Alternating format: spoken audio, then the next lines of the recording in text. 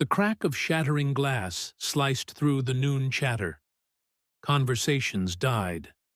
A bottle skittered across the black and white tiles, red wine bleeding into a widening stain.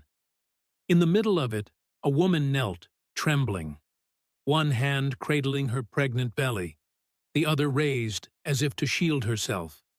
Above her stood a man, a black leather belt coiled in his grip like a snake. His name was Dorian Vale, a boardroom titan whose smile lived on magazine covers, but whose temper lived behind closed doors. She was Alina. She once believed success meant safety, that love could soften even the hardest edges. But months of quiet bruises and hurried apologies had taught her otherwise. And now, in this bright diner on a quiet Thursday, everything shattered. Glass, courage, and hope. Dorian's voice was flat, venom tucked into each syllable.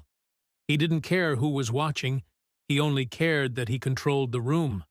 Power was his comfort, fear his currency. Customers froze, some stared at their plates, some stared at the door. The waitresses held their breath, unsure whether to dial for help or just disappear. The air thickened with that heavy shame that settles in when good people watch something wrong and do nothing. Alina tried to stand, bracing herself on the vinyl edge of a booth. Dorian's voice cracked the silence. "Sit." She stumbled, her knees scraping the tile, her tears meeting the spilled wine. The belt hissed through the air. But before it could fall, the diner's door chimed. Once, then twice. A low growl had slipped in from outside, unnoticed until now. The rumble of motorcycles. The scent of gasoline and wind followed 5 men inside. Their boots thudded on the floor.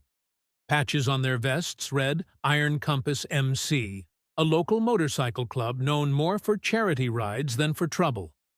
At their center stood Jace Rowan, broad-shouldered, a streak of gray in his beard, with a calm that felt like a direct threat to cruelty. He'd known violence in his life, in alleys, in bars, sometimes even looking in the mirror. But a man raising a hand to a pregnant woman in public? That was a line you simply do not cross. Dorian turned, affronted, the belt dangling from his hand. "This isn't your business." The riders didn't answer. They just walked. Slow, deliberate. The diner held its breath. Alina looked up through her tears, and as her gaze met Jace's, something returned to her face. A flicker of recognition, a glimmer of protection. Jace stopped a few feet from Dorian. He didn't raise his voice. He didn't need to. "Put it down." Dorian tried to laugh it off. "You don't know who I am." Jace's expression was unmoving. "Don't need to. Put it down." The other riders fanned out, not aggressive, just immovable. One of them, Noah, offered a steady hand to Alina, helping her to her feet. She swayed, one palm on her belly, the other gripping his forearm for support. Dorian's eyes darted around the room, his calculations sputtering into doubt. Beyond his glass towers and press releases, beyond his assistants and access badges, there was this. A room full of people that suddenly refused to look away.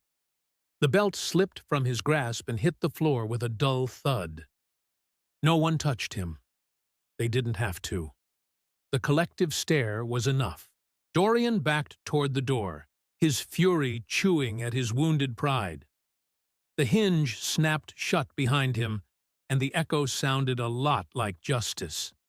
Jace knelt beside Alina. "You safe now?" She could only nod, her words caught behind a wave of relief. Someone brought her water.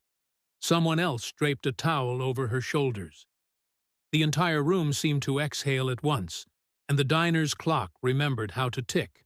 If you believe kindness and courage can still change outcomes, please hit that like button, comment, and subscribe to Kindness Corner. Your support helps us share stories like this with the people who need to hear them. A busboy began sweeping up the glass, careful to move around Elena's shoes. The red wine stain slowly disappeared, but something else remained.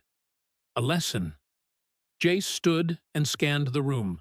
"Listen," he said, addressing no one and everyone at the same time. "Don't sit quiet when you see this. Silence protects the wrong people." It wasn't a sermon. It wasn't swagger. It was just the simple truth. Elena finally found her voice. "Thank you," she managed. "All of you." Noah offered a gentle smile. "You don't owe us anything. Just be safe." The waitress at the register, her hands still shaking, whispered, "Should we call someone?" "Yes," Jace said. "Call, report, and help her get somewhere safe." He didn't say the names of shelters out loud. Instead, he wrote a couple down on a napkin and slid it to Elena. "Take a photo of this, then tear it up," he added quietly, "for your safety." The riders stepped back, giving her space. The room began to move again.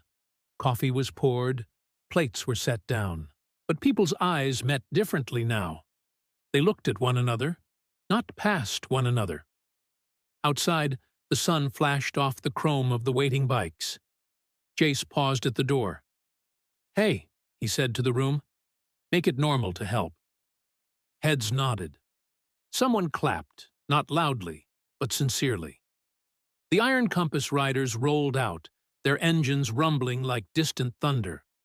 Not as a threat, but as a promise. Somebody will stand up next time too.